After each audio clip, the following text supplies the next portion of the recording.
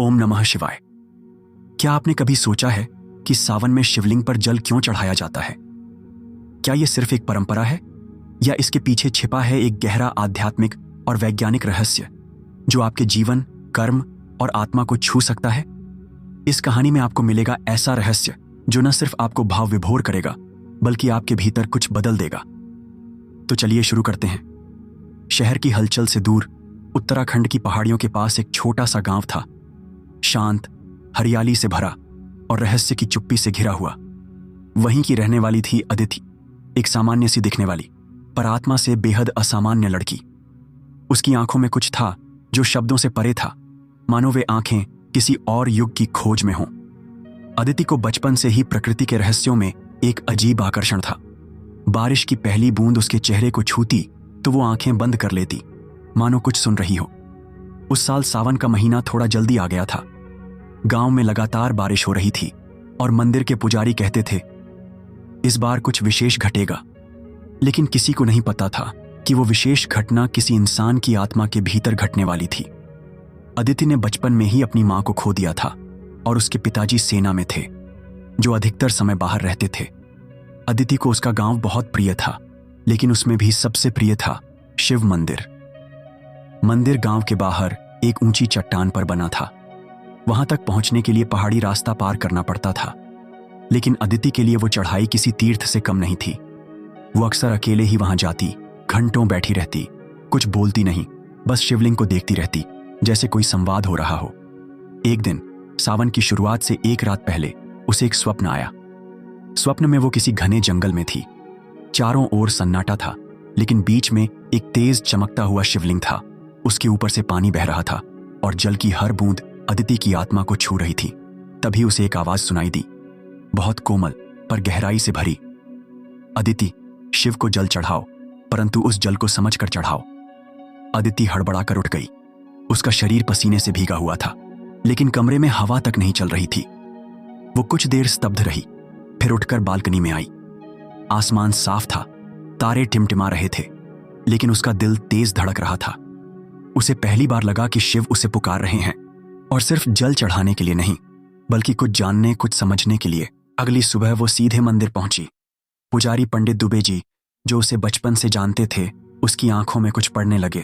उन्होंने मुस्कुराकर पूछा, अदिति, आज इतनी जल्दी?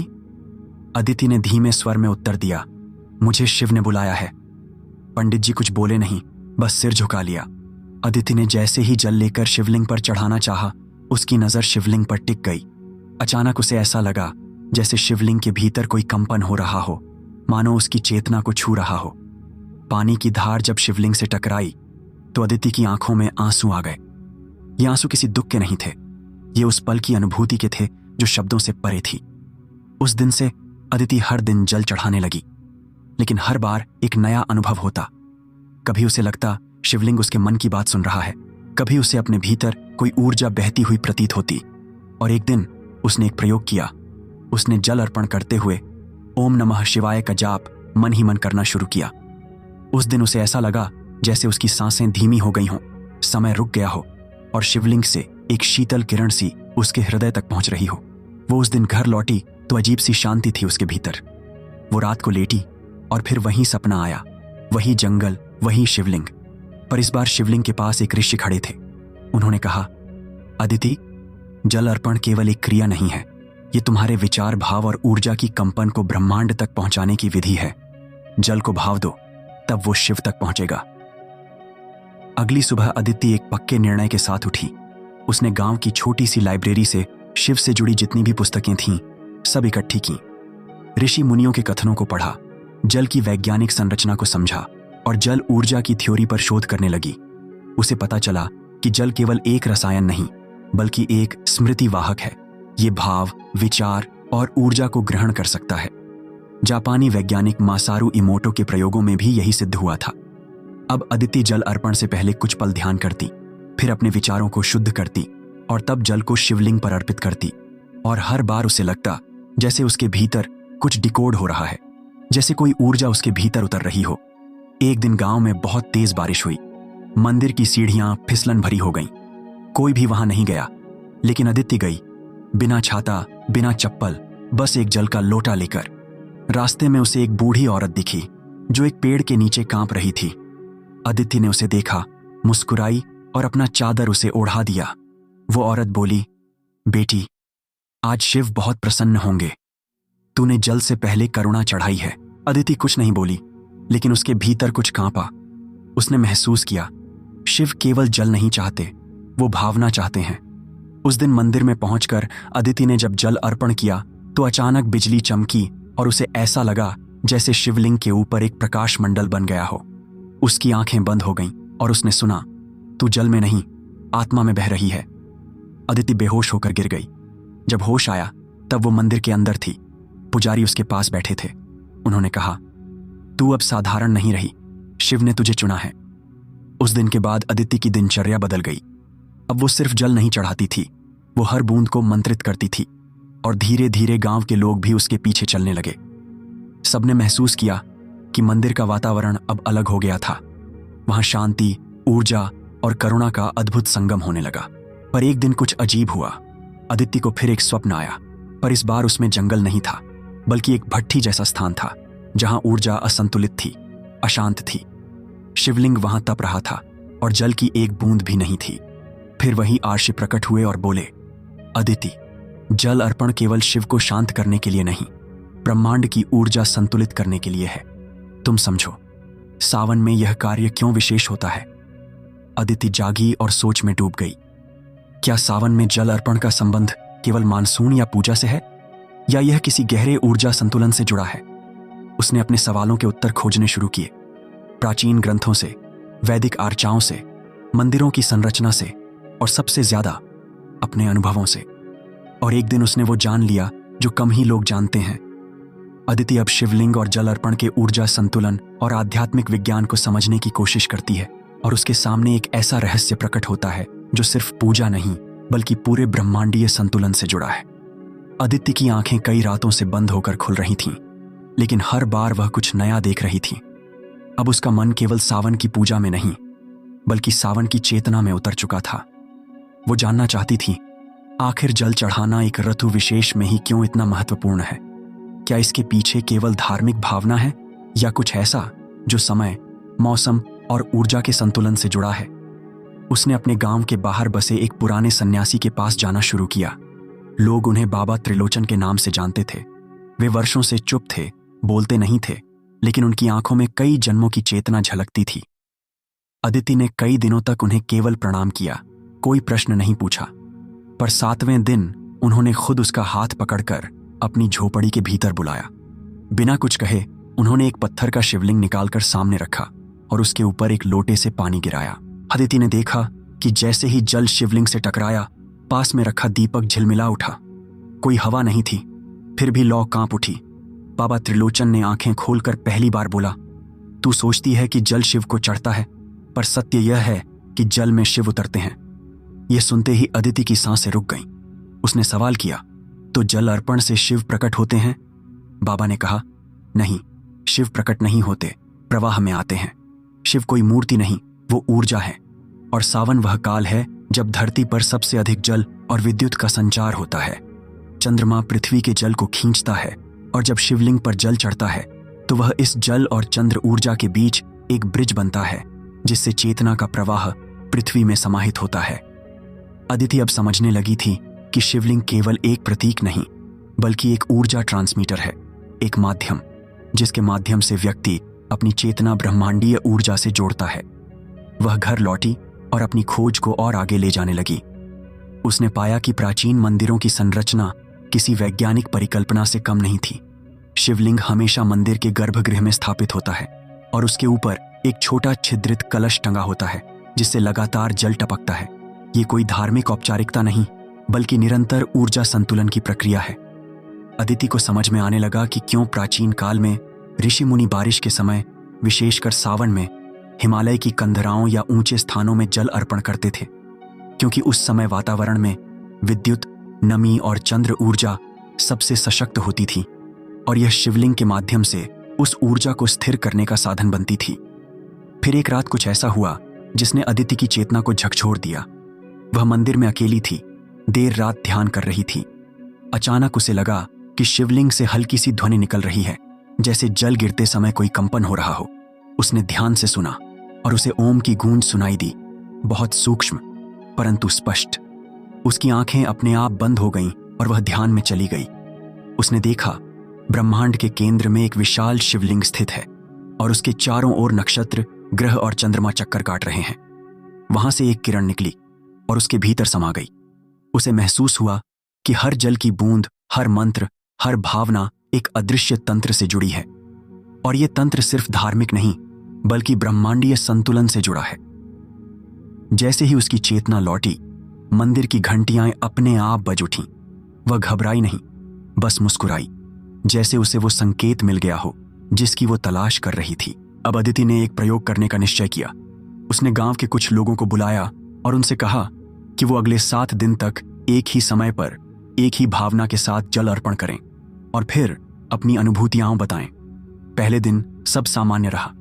दूसरे दिन कुछ लोगों ने बताया कि उन्हें जल चढ़ाते समय बहुत हल्कापन महसूस हुआ।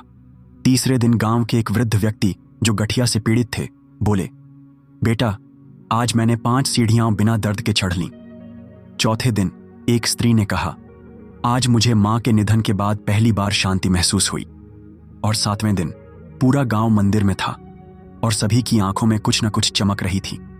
अदिति ने महसूस किया, ये जल केवल शिव पर नहीं, मनुष्य के भीतर के विकारों पर भी गिर रहा है। उस रात अदिति को फिर स्वप्न आया, लेकिन इस बार उसमें एक खंडहर दिखा जहां एक टूटा शिवलिंग पड़ा था और वहां सूखा पड़ा हुआ था।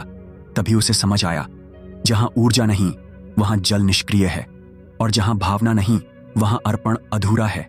उसने अगली सुबह गांव के लोगों को एकत्र किया और कहा, अगर आप जल चढ़ाते समय केवल एक औपचारिकता करते हैं तो वो सिर्फ जल है, लेकिन अगर आप उस जल में प्रेम, शांति और आत्मा डालते हैं तब वही जल अमृत हो जाता है। और सावन में जब धरती खुली होती है तो वह जल सीधा शिव से जुड़ता है। अब जल अर्पण गांव में एक परंपरा नहीं, एक चेतना बन गई थी। लेकिन एक दिन एक नगर से एक वैज्ञानिक टीम गांव में आई। वे हिमालय के मंदिरों में जल अर्पण के समय की विद्युत लहरों का अध्ययन कर रहे थे। जब उन्होंने अदिति से सुना कि यहां सावन में शिवलिंग कंपन करता है तो वे उत्सुक हो गए। वे मशीनें लेकर मंदिर पहुंचे और उन्होंने जल अर्पण के समय पर शिवलिंग से निकलती सूक्ष्म विद्युत लहरों को मापा और पाया कि जल गिरने के ठीक 3 सेकंड बाद वहां एक उल्टा कंपन, रिवर्स रेजोनेंस होता है, जो किसी भी अन्य पिंड में नहीं होता। एक वैज्ञानिक बोला, यह पत्थर कंपन कैसे कर सकता है? दूसरे ने कहा, शायद ये किसी ऊर्जावान स्थल पर स्थित है। लेकिन अदिति मुस्कुराई और बोली, क्योंकि ये केवल पत्थर नहीं है, ये प्रतीक नहीं, प्रवेश है। अब वो जान चुकी थी, सावन केवल एक ऋतु नहीं, एक चेतन अवसर है।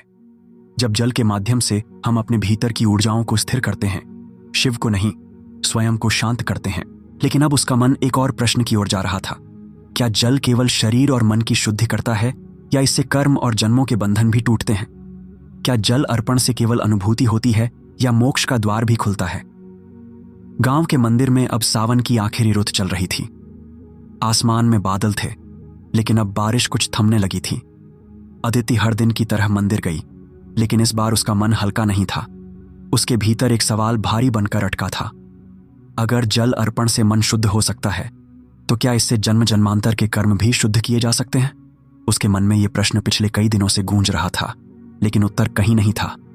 मंदिर में शिवलिंग के सामने खड़ी अदिति ने आंखें बंद कीं। एक बार फिर से उसने जल की बूंद बूंद को शिव के चरणों में अर्पित किया, लेकिन इस बार जल के साथ उसने अपने जीवन के सारे उलझे हुए प्रश्न भी गिरा दिए। मन की एक पीड़ा फूट पड़ी। हे शिव, अगर आप साक्षात ऊर्जा हैं, तो क्या आप मेरे पूर्व जन्मों की थकान को हर सकते हैं? तभी मंदिर के बाहर एक बूढ़ा व्यक्ति आया, धोती कुर्ता पहने, लाठी लिए। उसने मंदिर की सीढ़ियों पर बैठते हुए कहा, तू जानना चाहती है कि जल से कर्म कटते हैं या नहीं? अदिति ने चौंक कर उसकी ओर देखा, जैसे उसने उसके मन की बात सुन ली हो। वो बोला, बेटी, मैं नाथद्वारा से आया हूं। वर्षों से काशी, उज्जैन, कैलाश सब घूम चुका हूं, और हर जगह मुझे एक बात समझ आई, जल अर्पण केवल क्रिया नहीं, कर्मों की भाषा है। अदिति ने पूछा, कर्मों की भाषा? वो मुस्कुराया, हां, जो कर्म तुम्हारे भीतर दबे हैं वे तुम्हारे विचार, भावनाएं और व्यवहार के रूप में बाहर आते हैं। और जब तुम जल के साथ अपने भावों को अर्पित करती हो तो जल उन्हें शिवलिंग पर ले जाकर ट्रांसमिट करता है। ये जल तुम्हारे उन कर्मों को जलाता नहीं, तोड़ता है, और यही है ब्रह्मांड का शुद्धिकरण। अदिति अब उसे साधारण व्यक्ति नहीं मान रही थी। उसे लगने लगा था कि वो कोई साधु है जो किसी संकेत के रूप में आया है। उसने पूछा, क्या किसी को पूर्व जन्मों की स्मृति जल अर्पण से आ सकती है? उस व्यक्ति ने गंभीर होकर कहा, शिव तुम्हें उतनी ही स्मृति देते हैं जितनी तुम्हारे सहन करने की शक्ति हो। यदि तुम हर दिन जल अर्पण करते हुए अपने भीतर उतरना सीख लो तो तुम्हें अपने पिछले कर्म खुद ब खुद दिखाई देने लगते हैं। वो सपनों में आते हैं, घटनाओं में, और कभी कभी अश्रुओं में।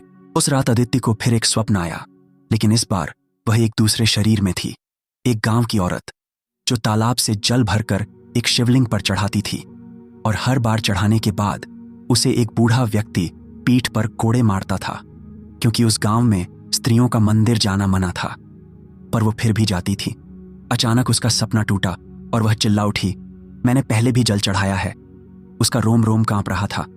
उसने उसी समय उठकर अपने बही खाते में उस स्वप्न को लिखा, पूर्व जन्म में भी मैं शिव की भक्त थी, और शायद उसी जल से आज मेरा वर्तमान बन रहा है।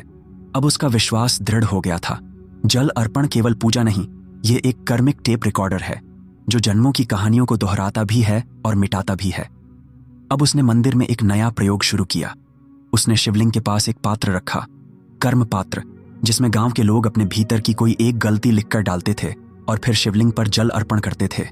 अदिति का कहना था, जब हम अपने कर्म को स्वीकार करते हैं तब जल उसे धोने लगता है। कुछ लोग पहले हंसे, पर फिर धीरे धीरे उन्होंने भी लिखा। किसी ने क्रोध, किसी ने चोरी, किसी ने ईर्ष्या, और अचंभा तब हुआ जब एक महिला जो वर्षों से अनिद्रा से पीड़ित थी, उसने एक पत्र में लिखा, मैंने अपनी बहन की शादी तोड़ी थी, आज भी अपराध बोध है। और 2 दिन बाद उसने कहा, पता नहीं क्यों, पर अब रातों को नींद आने लगी है। अदिति अब रोज उन पत्रों को बिना पढ़े जला देती थी, ताकि उन कर्मों की ऊर्जा राख बनकर वायु में विलीन हो जाए। पर हर जल अर्पण के साथ लोग कहने लगे, मन हल्का हो गया है, जैसे भीतर कुछ टूट रहा है। अदिति अब एक दिन चुपचाप मंदिर की पिछली ओर गई, जहां एक टूटा हुआ प्राचीन शिवलिंग पड़ा था। पंडित जी ने कभी बताया था कि वह 1000 साल पुराना है और अब उसकी पूजा नहीं होती। पर उस दिन अदिति ने वही जल जो उसने अपने घर से भक्ति से भरकर लाया था, उस टूटी मूर्ति पर चढ़ाया, और जैसे ही जल गिरा, एक हल्की सी थरथराहट उसके पैरों के नीचे महसूस हुई। उसने आंखें बंद की और कहा, हे शिव, क्या टूटा हुआ भी स्वीकार है? और उत्तर आया, टूटे हुए ही तो पूर्ण होते हैं, क्योंकि वे खाली होते हैं। उसके आंसू बह निकले। अब उसे एहसास हुआ कि शिव केवल संपूर्णता में नहीं, अधूरेपन में भी निवास करते हैं, और जल वह दूत है जो हमारी अधूरी प्रार्थनाओं को भी स्वीकार करवाता है। अब अदिति की प्रसिद्धि दूर दूर तक फैलने लगी थी। लोग केवल जल चढ़ाने नहीं, अपने कर्म छोड़ने मंदिर आने लगे थे। लेकिन फिर एक दिन एक अजनबी आया, एक युवा व्यक्ति, आंखों में तेज लेकिन चेहरे पर थकावट। उसने अदिति से कहा, मैं आत्महत्या करने आया था, पर आपकी कहानी सुनी और यहां आ गया। उसने अपनी डायरी दी, जिसमें लिखा था, मैंने अपने भाई की संपत्ति हड़पी थी, मां ने मुझे माफ नहीं किया, अब वो नहीं रही, मैं भी नहीं रहना चाहता। अदिति ने उसे जल दिया और कहा, यह जल केवल शिव को नहीं, तुम्हें भी स्वीकार करेगा। उसे भाव से अर्पित करो और फिर श्वास लेकर देखो, जीवन का नया आरंभ वहीं से होगा। वह व्यक्ति घंटों मंदिर में बैठा रहा, और जब उठा तो उसकी आंखों में आंसू थे, पर चेहरे पर हल्की मुस्कान। वो चला गया, पर अदिति को उस दिन समझ में आया कि जल केवल शिव को नहीं, हर टूटे इंसान को जोड़ने की शक्ति रखता है। पर एक सवाल अब भी बाकी था, जल अर्पण से क्या मोक्ष संभव है? क्या ये केवल राहत देता है या पुनर्जन्म के चक्र से मुक्ति भी दिला सकता है? इसका उत्तर जानने के लिए अब अदिति को वहां जाना होगा, जहां जीवन और मृत्यु का संगम होता है, काशी। अदिति की आंखों में अब कोई संशय नहीं बचा था, पर एक प्रश्न अब भी सांसों में अटका था, क्या जल अर्पण केवल शांति देता है या वास्तव में जन्मों की जंजीरें भी तोड़ता है? यही प्रश्न उसे अब अपने गांव से उठाकर उस नगरी की ओर खींच रहा था जिसे मोक्ष की राजधानी कहा जाता है, काशी। काशी, जहां जल में शव बहते हैं, पर वहां भी जीवन की लहरों में कुछ दिव्यता रहती है। अदिति ने मंदिर के पंडित जी से आशीर्वाद लिया और कहा, अब मैं उस अंतिम तट पर जा रही हूं, जहां जल सब कुछ धोता नहीं, पार भी करवाता है। वाराणसी की संकरी गलियां, मंदिरों की श्रृंखला और गंगा की वो गूंज, अदिति के भीतर जैसे सब कुछ धीमा होने लगा। वह सीधे मणिकर्णिका घाट पहुंची, जहां चिताएं जल रही थीं। वो वहां नहीं रोई, न चौंकी, न डरी।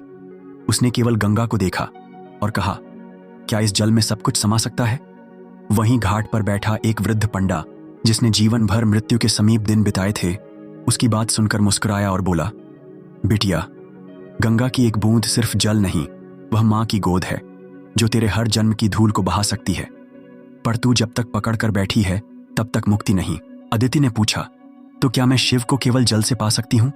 वो पंडा बोला, जल से नहीं, जल में उतर कर। जब तू शिव को जल के बहाव में, अपने विचारों को छोड़ने में, अपने कर्मों को स्वीकारने में ढूंढेगी, तब तू शिव नहीं, स्वयं में शिव को प्रकट होते देखेगी। उसने अदिति को एक कथा सुनाई। एक बार एक ऋषि, जिसने वर्षों तक तप किया, शिव को प्रसन्न करने के लिए गंगोत्री से जल लाता और काशी में अर्पित करता, पर शिव प्रकट नहीं हुए। तब एक दिन उसने वही जल एक बूढ़ी विधवा को पीने को दे दिया, और उसी रात उसे स्वप्न में शिव ने दर्शन दिए और कहा, आज तूने जल चढ़ाया नहीं, समर्पण किया। अदिति की आंखें नम हो गईं। अब वह समझने लगी थी कि जल चढ़ाना केवल ऊर्जा संतुलन या विज्ञान नहीं, यह त्याग और समर्पण की पराकाष्ठा है। अगले दिन सुबह वह काशी विश्वनाथ मंदिर पहुंची। वहां भक्तों की भीड़ थी, पुजारियों की पुकार थी, और बेलपत्र, गंगाजल, अक्षत सब कुछ था। पर अदिति ने केवल अपनी जल से भरी छोटी सी मटकी लेकर दर्शन की पंक्ति में खड़ी हो गई।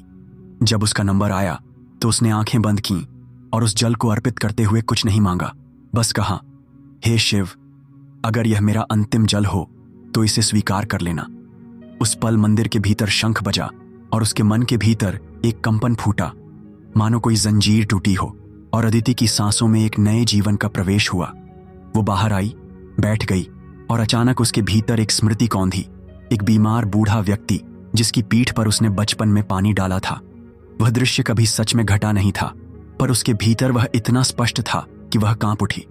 उसने खुद से पूछा, क्या यह मेरे किसी जन्म की याद थी? उस रात अदिति गंगा के किनारे ध्यान में बैठी। पूर्णिमा की रात थी और चांद की रोशनी गंगा की लहरों पर नाच रही थी। उसने अपना जल का पात्र सामने रखा और शिव का ध्यान करते हुए कहा, हे शिव, अगर इस जल में मेरी आत्मा समा सकती है तो मुझे वही प्रकाश दिखा दो जहां सब कुछ शांत होता है। उसने जल उठाया और धीरे धीरे उसे गंगा में अर्पित कर दिया। तभी गंगा की लहरों में एक तेज हवा उठी। एक पल को लगा जैसे गंगा ने उस जल को सीधे गले से लगा लिया हो। उसी क्षण अदिति की चेतना किसी दूसरी अवस्था में प्रवेश कर गई।